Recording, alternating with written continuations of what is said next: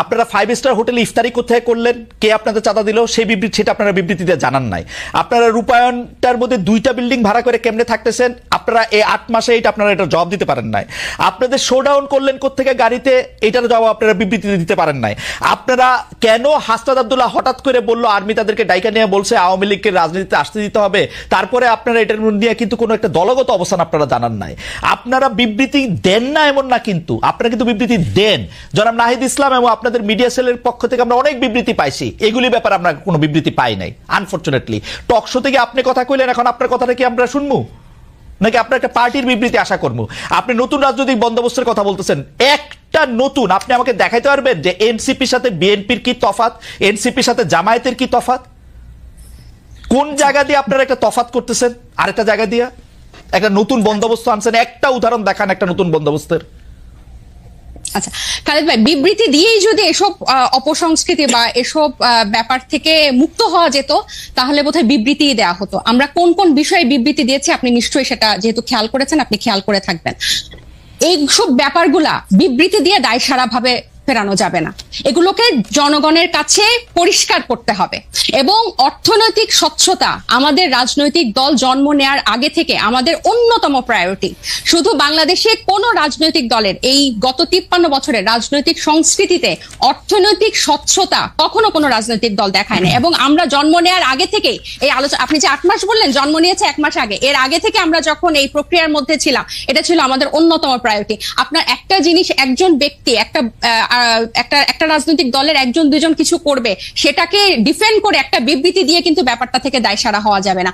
বরং আমাদের হোমওয়ার্কটা হচ্ছে, আমাদের কর্মযজ্ঞটা হচ্ছে এই জিনিসটা কিভাবে স্বচ্ছভাবে মানুষের কাছে পরিষ্কার করা যায়, যাতে এটাই হচ্ছে আমাদের বিএনপি এবং জামাতের থেকে আমাদের পার্থক্য।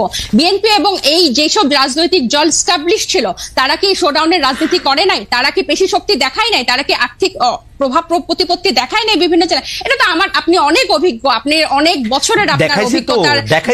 আমি বলি আমাকে শেষ করতে দেন যে এখন এটা থেকে আমরা ডিফারেন্ট কিভাবে হব, যে এগুলোকে আমাদেরকে চেক করতে হবে। বিবৃতি দিয়ে কিন্তু এখান থেকে দায়সারা ভাবে আমরা মুক্তি পেতে পারবো না, এগুলোকে আমাদের অ্যাড্রেস করতে হবে, এগুলোকে ফ্লেক্সিবল করতে হবে কিভাবে জনগণের কাছে পৌঁছানো যায়। এবং এই ইফতারের কথা এবং রূপায়ণ টাওয়ারের অর্থের কথা আমরা বারবার বলেছি, সেটা টকশো অন্যতম মাধ্যম বাংলাদেশের। পরিষ্কার বিবৃতি দিতে কি অসুবিধা? বিবৃতি দিতে কি অসুবিধা আপনাদের? বিবৃতি দিতে কি অসুবিধা? ভাই এটা না, কোনো অসুবিধা নাই, কারণ আমরা মনে করেছি মানে এটা লিখিত কোনো কথা বলছেন না কেন? যে নাহিদ ইসলাম স্বাক্ষরিত একটি বিবৃতি এরকম যে আমরা রূপায়ণ টাওয়ারের টাকাটা অমুক জায়গা থেকে পাই, এইটুকু বলতে অসুবিধা কোথায়? আপনি কি মনে করেন যে বাংলাদেশের যে দমন পীড়নের কালচার এই বিগত দশকগুলাতে ছিল, আপনাদের টাকা দিলে তারা দমন পীড়নের সম্মুখীন হবে? আপনি আমাকে কথা শেষই করতে দিচ্ছেন না, পুরো সেন্টেন্সটা একটু শেষ করি। আপনার কি মনে হয় যে দমন পীড়নের সংস্কৃতি বাংলাদেশের রাজনীতিতে ছিল, আপনি একটা রাজনৈতিক দলকে কারা অর্থ দিল, ডোনেশন দিল, সেটা প্রকাশ করার মতো পরিবেশ এই দেশে বিগত রাজনৈতিক দলগুলো সৃষ্টি করে রেখেছে? একটা সামান্য ফেসবুকে একটা কথা লিখলে সেখানে যেভাবে আমাদেরকে অ্যাটাক করা হয়, সেখানে আপনি মনে করেন যে আমরা আমাদেরকে ইনভেস্ট করে তার নাম প্রকাশ করব? আর শুধু কি একটা রাজনৈতিক দল, শুধু এনসিপি? আমার খুব আশা যে আপনি আপনার কথা নিজেও শুনতে পাবেন এক সময়। আমার মনে হয় যে আপনি নিজেও হয়তো শুনবেন যে আপনি আসলে কি বলতেছেন। এইটা আমার একটা আশা। আপনি অন্যান্য রাজনৈতিক দলের যে অর্থদান মানে ডোনেশন, এটা কি এই মুহূর্তে আমরা বারবার বলতেছি যে আমরা যেভাবে ক্রাউড ফান্ডিং করব বা যেভাবে আমাদের ডোনেশন কালেক্ট করব, এটা স্পষ্ট একটা মাধ্যমে আমরা ট্রান্সপারেন্সির মাধ্যমে আপনি তো উন্নত দেশে থাকেন, ওখানে পলিটিক্যাল পার্টিগুলোতে কিভাবে মেইনটেইন হয়, সেখানে কিভাবে মেইনটেইন পরিষ্কার। আমরা কি এটা একটা অ্যাডপ্ট করতে পারি না? আপনি কি জানেন না যে জো বাইডেনের তখন পারবেন, এখন পারতেছেন না কেন? তখন পারবেন, এখন পারতেছেন না। মাত্র 1 মাস হয়েছে, শুরু থেকে এটা কইরা নিলেন না কেন? যেমন আমি পলিটিক্যাল পার্টি করলে আগে ঠিক করতাম যে তাজনুবা আমাকে 5 টাকা চাঁদা দিছে, সেটা আগে দেখাই দিতাম। এই জন্য আপনি পলিটিক্যাল পার্টি করেন নাই, আমরা করেছি। আমাদের এই এবং আপনি বিএনপি আওয়ামী লীগের মতোই আরেকটা পলিটিক্যাল পার্টি করতেছেন। না, এটা আপনি এত তাড়াতাড়ি এক মাসে আপনি আমি এক মাসে বুঝতে পারি সেটাও বলে না, সবাই বলে যে morning show the morning always not show the days. এবং আমি আপনাকে বলি যে আমরা জুলাই অগাস্টে গণ অভ্যুত্থান থেকে একটা রাজনৈতিক দল আসলো, এরপর জাতীয় নাগরিক কমিটি, এরপর হচ্ছে আমরা দল গঠনে কাজ দিলাম। এবং আমরা কিন্তু এখানে শুধু ছাত্রদের যে একটা অংশ তা না, এখানে কিন্তু সিভিল সোসাইটির একটা বড় অংশ কিন্তু এখানে যুক্ত হয়েছে। এবং আমি আপনার জ্ঞাতার্থে বলতে চাই, এই যে সিভিল সোসাইটির একটা বড় অংশ যে নাগরিক পার্টিতে যুক্ত হয়েছে, এখানে চিকিৎসক আছে, আইনজীবী আছে, ব্যবসায়ী আছে, এবং আমি একটু শেষ করি, এখানে কিন্তু প্রকৌশলী আছে, এখানে টিচার আছে, সাংবাদিক আছে, এবং তাদের একটা কিন্তু ফান্ড এখানে আছে। এবং একটা যখন কর্মসূচি হয় বা ইফতার হয়, এরকম একটা প্রোগ্রামে কিন্তু একটা বড় ডোনেশন বা আমাদের ওয়েলউইশাররা দিয়ে থাকেন। এখন এগুলো যে আমরা প্রকাশ করব, আমাদেরকে কিন্তু একটাই, বাংলাদেশের মতো অপসংস্কৃতির রাজনীতিতে জন্ম নিয়ে হুট করে যে আমরা এটা প্রকাশ করব, আপনি হয়তো এক মাসে পারতেন, আমরা এটা পারি নাই, এটা আমাদেরকে সময় নিয়ে। ডক্টর জাবিন, আমি একটু বলি, ডক্টর জাবিন ঘোষণা দিয়ে যেমন ধরা যায়, আমার কিন্তু বিশ্বাস যে ডক্টর তাজনুভা জাবিনও এটার মধ্যে চাঁদা দেন, কারণ ডক্টর তাজনুভা জাবিনের এই চাঁদা দেওয়ার ক্ষমতা আছে, সামর্থ্য আছে, এবং তিনি সেটি দেনও। এটা প্রকাশ করলে মানে আমি দলটা করতে পারবো, দলকে আমি চাঁদা দিচ্ছি এটাও বলতে পারবো না, মানে এটা কেমন কথা? অবশ্যই বলতে পারবো, অবশ্যই, কেন বলতে পারবো না? আমরা তো একবারও বলছি না যে আমরা বলবো না, কিন্তু যারা একটা নতুন, আমরা তো একবারও বলি না যে খালেদ ভাই আমরা বলবো না। আপনাকে আমি বললাম যে আপনি যেসব উন্নত দেশে থাকেন সেসব দেশে কিভাবে হয়, আমরাও কিন্তু এগুলো বিভিন্ন ফলো করছি, এবং আমাদের একটা আইটি টিম হয়েছে কিভাবে এই ওয়েবসাইটটা ডিজাইন করা যায়, যেখানে টাকা কিভাবে ঢুকবে এবং টাকা বের হবে দেখানো যাবে। কিন্তু এক মাসের আগে আপনারা যখন এই প্রশ্ন ইফতারগুলো যখন হয়, তখন এক মাসও হয় নাই, ওই মুহূর্তে এটা কিভাবে প্রকাশ করব ওই পলিসিটা আমাদের হয়। বারবার একই উত্তর দিয়েছি। রাইট, একই উত্তর আপনারা দিয়ে গেছেন। আমাদের উত্তরও আপনার রাজনৈতিক দল হিসেবে আমাদেরকে একটু ক্ষমা ঘেন্না করে মায়ের কম দিয়ে আমাদের উত্তর একটু শুনে রাখেন। আমরা দেখতেছি, আমরা যারা আপনাদেরকে টাকা দিছে বলে আমরা সন্দেহ করি, তারা গ্রেপ্তার হয় নাই, তাদের বিরুদ্ধে কোনো মামলা মোকদ্দমা কিছু হয় না, তারা সুখে শান্তিতে আসে। হচ্ছে আমাদের এইটাও আপনারা একটু শুইনা সহ্য করে নিজেদের মধ্যে আলোচনা করেন। আমি একটু মনিয়াপার কাছে যাই।